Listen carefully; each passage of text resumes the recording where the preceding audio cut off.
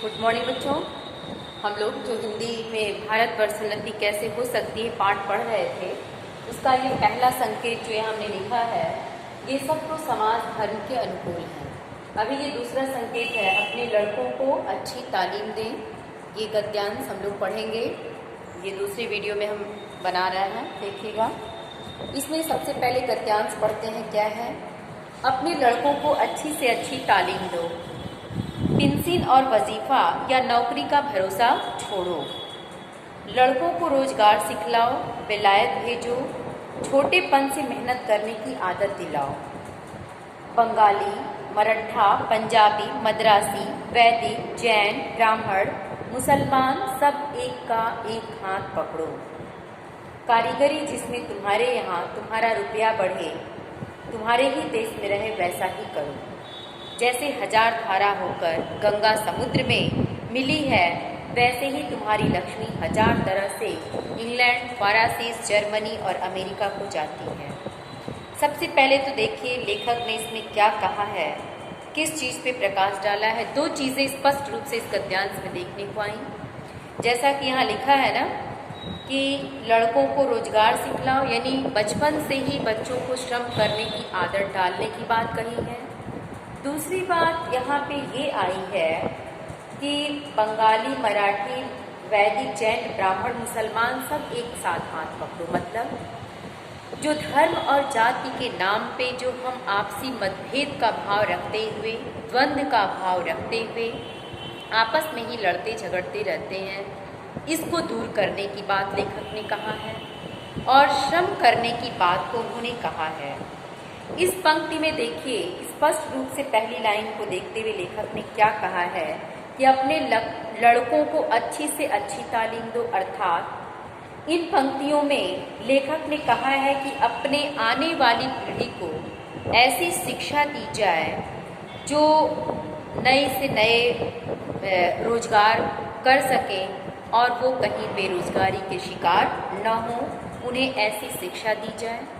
और एक तरह से दूसरी बात फिर उन्होंने कहा है कि लड़कों को रोजगार सिखलाओ। अर्थात जो तुम्हारी नई पीढ़ी है, उस पीढ़ी को ऐसी शिक्षा दो कि उस शिक्षा को अर्जित करके वो अपने जीवन में कोई भी रोजगार करने में अपने आप को सफल बना सके, उनका जीवन भार स्वरूप न हो, वो दूसरों के ऊपर अपना जीवन न जिए।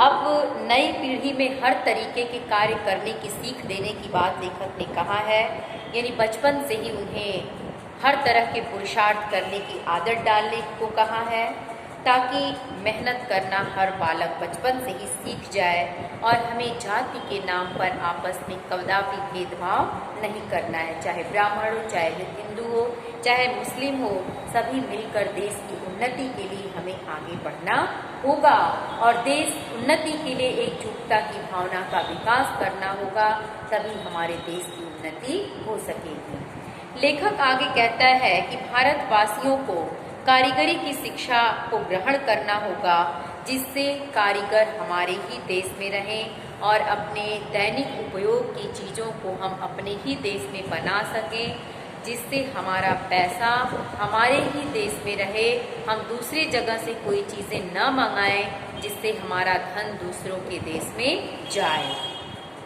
अब यहाँ देखिए अर्थव्यवस्था कैसे बढ़ेगी, हमारी आर्थिक उन्नति कैसे होगी। तो जो उपभोग की वस्तुएं हम विदेश से मंगाते हैं उसे स्वयं ही अपने बनाएं, परिणाम स्वरूप देश का पैसा अपने देश में ही होगा और देश का विकास होगा। इस प्रकार से हमें अपने देश की चीज़ों को बनाने के लिए लेखक ने स्वयं प्रेरित किया है। और आगे उन्होंने ये कहा है कि जिस तरह से गंगा हजार धाराओं से प्रवाहित होकर अंत में कहाँ मिलती है, समुद्र में, ठीक उसी प्रकार भारतवासियों का धन अनेक प्रकार से इंग्लैंड, फ्रांस, जर्मनी, अमेरिका आदि देशों में जाता है। अतः भारतवासियों को ऐसा करने से उन्होंने रोका है। तो इस गद्यांश में दो महत्वपूर्ण चीज़ें बताई गई हैं। पहला क्या था कि बचपन से ही हर बच्चे को पुरुषार्थ करने की प्रेरणा दी जाए। दूसरा बिंदु ये था कि जो हम हिंदू, मुस्लिम, सिख, ईसाई के नाम पे, जाति के नाम पे दंगे फसाद करते हैं, एक दूसरे से भेदभाव करते हैं, उसे दूर करके एकजुट होकर भाईचारे की भावना से पुरुषार्थ करने की सीख दी गई है। तीसरी चीज़ लेखक ने इस गद्यांश में ये स्पष्ट किया है कि जो हमारी दैनिक उपयोग की चीज़ें हैं उन्हें हम स्वयं बनाएं, ताकि वो चीज़ें हमें दूसरे देश से न मंगानी पड़े, जिससे हमारा धन, हमारा पैसा दूसरे देश में न जाने पाए। तो इस तरह से भाईचारे की भावना विकसित करना, पुरुषार्थ करना, स्वरोजगार को सीखना और अपने उपभोग की चीज़ों को बनाना आदि की प्रेरणा इस गद्यांश में लेखक ने दी है। जब किसी भी गद्यांश के वास्तविक मतलब को आप समझ जाएंगी तो उससे संबंधित जो भी प्रश्न आपको पूछे जाएंगे उसका उत्तर भी आप लिखने में सफल होंगी, क्योंकि हर गद्यांश से कोई भी एक ही गद्यांश आपको आएगा परीक्षा में और उससे 5 प्रश्न पूछे जाएंगे। 5 प्रश्न आपके 10 नंबर के होते हैं और अगर सही उत्तर है तो 10 में 10 आपको पूरा मिलना है, जिसमें पहला प्रश्न आपका 2 नंबर का यही होगा कि इसका शीर्षक क्या है और इसका लेखक क्या है। तो सबसे पहले पाठ का शीर्षक लिखना आपको सीखना है। वो सामने यहाँ लिखा हुआ है क्या है, क्योंकि बच्चों को जब सामने मैं लिखवाती हूँ तो बहुत सारे बच्चे ये शीर्षक ही गलत लिख डालते हैं। देखिए यहाँ अंत में प्रश्नवाचक चिन्ह है लगा हुआ, वो भी आपको लगाना। अगर नहीं लगाती है तो 2 नंबर से 1 नंबर आपका कट जाता है। और क्या लिखा है उच्चारण सही करिएगा, सही आप लिखेंगी। भारतवर्ष उन्नति कैसे हो सकती है। एक गद्यांश इसका और रह गया। एक चीज़ इसमें एक प्रश्न ये है कि लेखक ने इस गद्यांश के माध्यम से क्या कहना चाहा है। वो चीज़ें मैं आपको पहले ही बता दी हूँ कि स्वदेशी वस्तुओं के निर्माण करने की बात को कहा है और बचपन से ही बच्चों में पुरुषार्थ करने की भावना को विकसित करने को कहा है। और तीसरी चीज़ जाति धर्म के नाम पे भेदभाव न करने की शिक्षा दी है। एक प्रश्न इसमें और है, लेखक के अनुसार भारतवासियों को कैसी शिक्षा ग्रहण करनी चाहिए। तो लेखक के अनुसार लोगों को ऐसी शिक्षा, कारीगरी की शिक्षा ग्रहण करनी चाहिए जिससे कारीगर हमारे देश में ही उपलब्ध हो जाएं। अतः जो उपभोग की वस्तुएं हम विदेश से लाते हैं वो स्वयं अपने देश में ही निर्मित करें और हमारे देश का पैसा हमारे देश में ही रह जाए। अब इसमें 2 शब्द आया, एक तालीम और दूसरा वजीफा। तालीम शब्द का अर्थ शिक्षा होता है और वजीफा का अर्थ छात्रवृत्ति होता है। एक गद्यांश और रह गया है, इसको भी हम लोग देख लेते हैं। उसको मैं यहाँ लिखी नहीं हूँ, देख लीजिएगा। गद्यांश है, हाय अफसोस। शुरुआत आपका यही है, हाय अफसोस तुम ऐसे हो गए कि अपने निज की काम की वस्तु भी नहीं बना सकते। भाइयों अब तो नींद से चौंको, अपने देश की सब प्रकार से उन्नति करो। वैसी ही बात करो, परदेसी वस्तु और परदेसी भाषा का भरोसा मत रखो।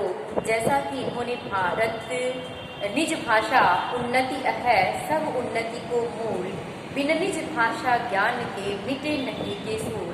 इनका आप पढ़ी होंगी जूनियर कक्षाओं में इनकी कविता, क्योंकि ये मातृभाषा के बहुत ही इनका ये कहना था कि हमें अपनी भाषा में ही अपनी चीज़ों को लिपिबद्ध करना चाहिए जिससे ज़्यादा से ज़्यादा लोग उसको समझ सकें। और इन्हीं के द्वारा लिखा गया एक दोहा ये भी था कि अंग्रेजी पढ़ के यद्यपि सब गुण होत प्रवीण, पर निज भाषा ज्ञान के रहत हीन के हीन। तो इस तरह से इन्होंने इसमें अपनी मातृभाषा के विकास के लिए बार बार लोगों को प्रेरित किया है। और अंत में इन्होंने ये कहा है कि परदेसी वस्तु और परदेसी भाषा का भरोसा त्याग दो, अपने देश में अपनी भाषा में ही उन्नति करो जिससे सारे लोग उसका लाभ उठा सकें। अब देखिए इस गद्यांश में लेखक ने भारतीयों की स्थिति पर दुख व्यक्त करते हुए कहा है कि हम लोग इतने आलसी और अकर्मण्य हो गए हैं कि अपने दैनिक उपयोग की चीज़ें भी हम दूसरे देश से मंगाते हैं। प्रतिदिन के उपयोग की चीज़ें हैं, दिया माचिस जिसको कहते हैं, वो भी हम विदेश से मंगाते हैं। तो लेखक यही कहता है कि कम से कम इन चीज़ों को आप स्वयं निर्मित करिए जिससे आपका पैसा आपके देश में ही रहे। अब इसमें देखिए भारतवासियों को सचेत करते उन्होंने क्या कहा है।